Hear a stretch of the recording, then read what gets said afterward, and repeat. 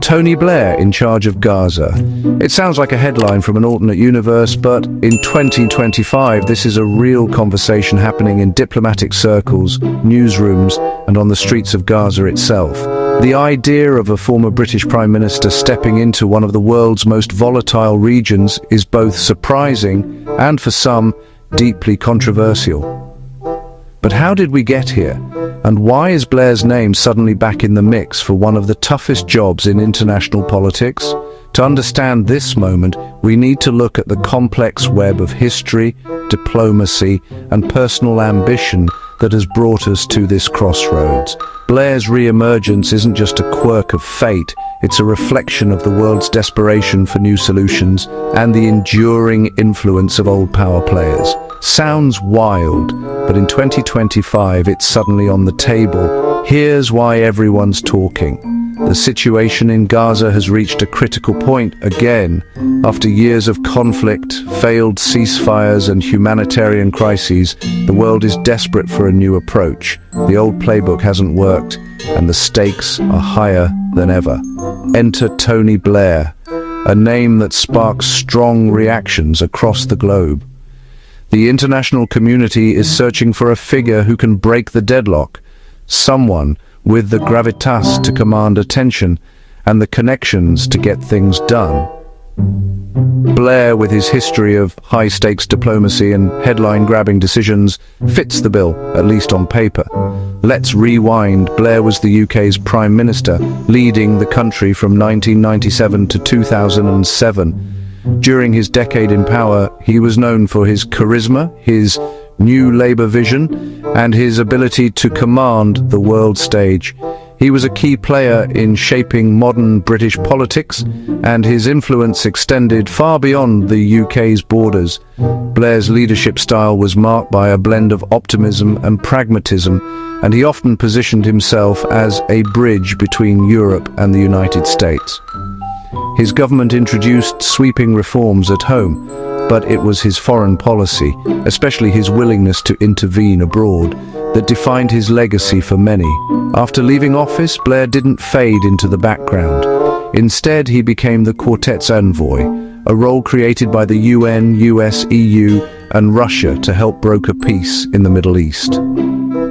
For years, he bounced between world capitals, meeting with presidents, prime ministers, and grassroots leaders, all in pursuit of a lasting solution to the Israeli-Palestinian conflict.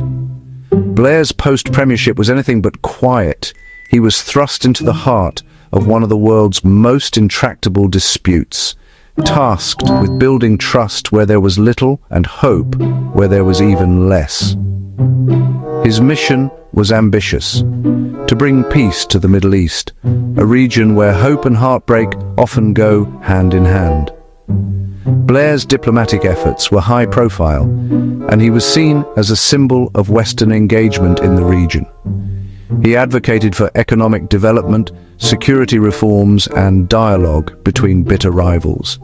He pushed for investment in Palestinian infrastructure, believing that economic opportunity could pave the way for political compromise. Blair's approach was to blend hard-nosed negotiation with a vision for a better future.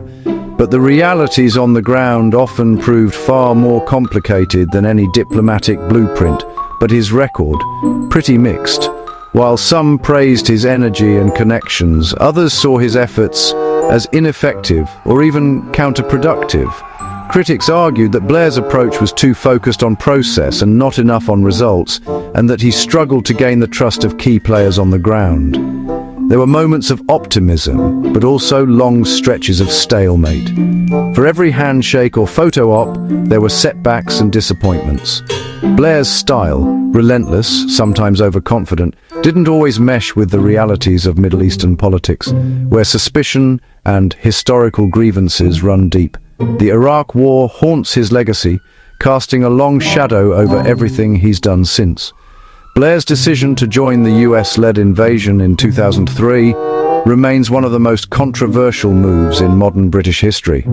The war's aftermath, chaos, violence, and instability has shaped perceptions of Blair, especially in the Middle East. The images of conflict, the stories of civilian casualties, and the ongoing instability in Iraq have become inextricably linked to Blair's name. For many, his role in the war is a permanent stain, a decision that overshadows any later attempts at peacemaking, especially in the Arab world, where he's viewed by many as a war criminal. For countless people in the region, Blair's name is synonymous with Western intervention, broken promises, and civilian suffering. Protests have followed him from London to Cairo, and his reputation remains deeply polarizing. In the eyes of many Arabs, Blair represents a brand of Western leadership that talks about democracy and peace, but delivers war and occupation. This perception is a major obstacle to any role he might play in Gaza, where trust in outside powers is already in short supply. The humanitarian situation in Gaza is dire. Decades of blockade, repeated wars, and political isolation have left the territory's infrastructure in ruins. Electricity is scarce, clean water is a luxury, and unemployment is sky high. For ordinary Gazans, daily life is a struggle for survival. International aid organizations warn of a looming catastrophe if the status quo continues. This is the context in which Blair's potential leadership is being discussed, a place where hope is fragile and the need for change is urgent. Fast forward to now, the US under President Trump has unveiled a new plan for Gaza. The region is at a crossroads, with international pressure mounting to find a solution that brings stability, security, and hope to millions of Palestinians. The Trump administration's proposal is bold, controversial, and for some, a last-ditch effort to break the cycle of violence. The plan has been met with skepticism and outright opposition in some quarters, but it has also reignited debate about what it will take to finally resolve the crisis in Gaza. The idea? A board of peace to run Gaza, with Blair as a key player. This board would oversee the transition from military occupation to civilian governance, working with international partners to rebuild infrastructure, restore order, and lay the groundwork for a future Palestinian state. Blair's experience, connections, and global profile make him an obvious, if controversial, choice for such a role. The Board of Peace would be tasked with coordinating humanitarian aid, jump-starting economic recovery, and ensuring that security is maintained during the transition. It's a massive undertaking, requiring not just diplomatic skill, but also the ability to navigate local politics and win the trust of a deeply divided population. The goal is to phase out Israel's military, ending a decades-long presence that has defined life in Gaza. The hope is that a gradual withdrawal, overseen by international actors, could prevent a power vacuum and reduce the risk of renewed violence. It's a delicate balancing act with enormous risks and no guarantees of success. The withdrawal would need to be carefully managed with clear benchmarks and contingency plans in place. Any misstep could lead to chaos or worse, a return to open conflict. The world will be watching every move, and the pressure to get it right will be immense. Kick out Hamas and bring in a transitional authority. This is perhaps the most contentious part of the plan. Hamas, which has ruled Gaza since 2007, is seen by many as both a resistance movement and a terrorist organization. Removing them from power would require not just military force, but also political will, an international consensus, a tall order in a region where alliances shift overnight. The challenge is not just about removing one group, but about building a new system that can deliver security, services, and legitimacy. The risk of chaos or of new extremist groups filling the void is very real. But here's the controversy. Blair's critics say he's too close to Israel and that his past actions have undermined his credibility as an honest broker. Some accuse him of favoring Israeli interests at the expense of Palestinian rights, pointing to his relationships with Israeli leaders and his public statements over the years. These accusations have dogged Blair for years, and they're not going away. For many Palestinians and their supporters, Blair's perceived bias is a deal-breaker, making it hard to imagine him as a neutral figure in any peace process. Others argue that he failed as a peace envoy, achieving little during his years in the quartet. There are also allegations that Blair has focused more on lucrative business deals in the region than on finding real solutions for ordinary Palestinians. His post-political career has been marked by consulting contracts, speeches, and advisory roles that have raised eyebrows and fueled suspicions about his motives. Critics say that Blair's involvement in the private sector, especially in the Middle East, has blurred the line between public service and personal profit, casting doubt on his commitment to genuine peace. Many Palestinians see him as illegitimate, just another Western face with a complicated history. For them, Blair represents a long line of foreign officials who have promised change but delivered little. His presence in Gaza, they fear, could reinforce the perception that the West is imposing its will on the region rather than supporting genuine self-determination. The memory of past interventions, often marked by lofty promises and disappointing outcomes, looms large. For many, the idea of Blair at the helm is a reminder of how little agency Palestinians have had in shaping their own future. Still, some think his connections could help stabilize Gaza, at least in the short term. Blair's Rolodex is legendary. He can pick up the phone and reach presidents, CEOs, and diplomats around the world.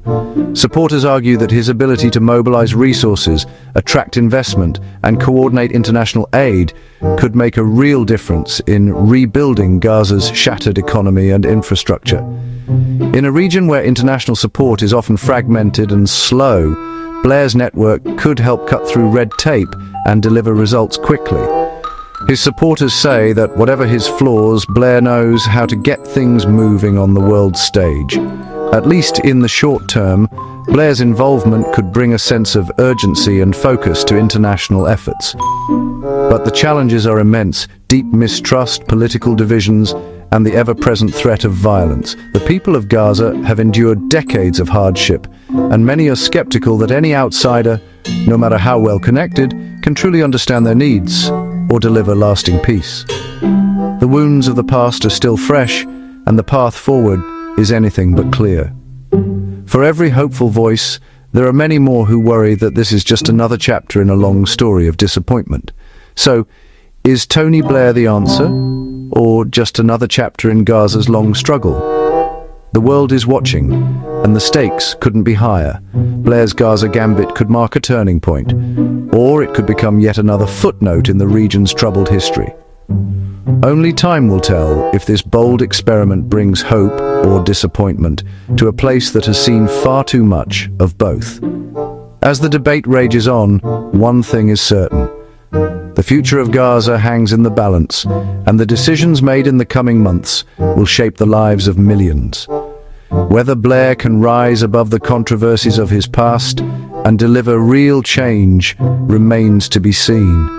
But for now, his name is once again at the center of the world's attention. Hit subscribe for more global deep dives. Stay tuned as we continue to unpack the world's most complex stories, one chapter at a time. We'll keep following the twists and turns of Gaza's future and bring you the latest on the people, politics, and power plays shaping our world.